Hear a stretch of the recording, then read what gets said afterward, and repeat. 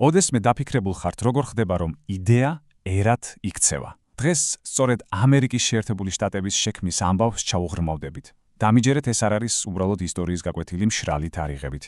ეს არის ამბავი იმაზე, თუ როგორ შეიძლება საერთო გაჭირვებიდან დაიბადოს რევოლუციური იდეალები და საბოლოოდ სრულიად ახალი ერი. ხო და მოდით მთავარი კითხვაც დავსვათ, როგორ მოახერხა 13-მა ერთმანეთისგან ძალიან განსხვავებულმა კოლონიამ გაერთიანება და იმ დროის უძლიერესი იმპერიის დამარცხება. აბა მოდით ერთად გავყვეთ ამ საინტერესო გზას. ყველაფერი იწყება არა გმირული ბრძოლებით, არამედ ყოველდღიური ძალიან მძიმე შრომითა და უამრავი სირთულით. მოდით ერთი წამით წარმოვიდგინოთ, რას ნიშნავდა მაშინ კოლონისტობა.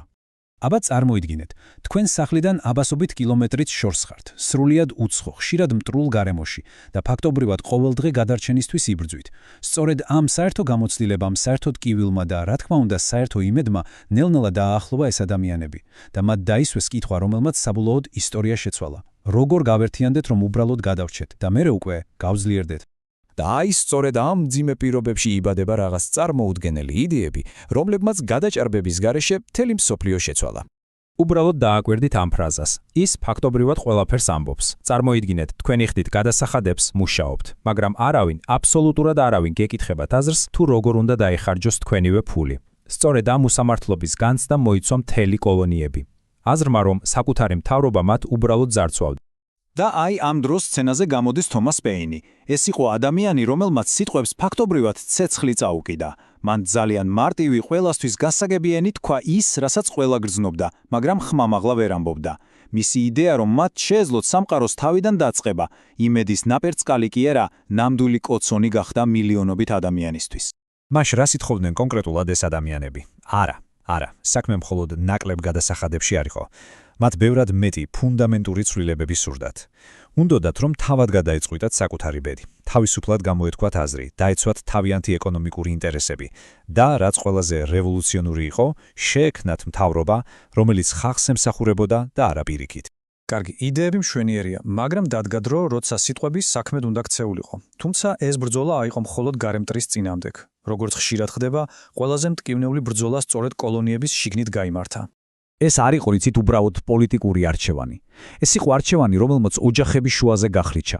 მეზობლები და მეგობრები ერთმანეთს სამუდამოდ გადაკიდა.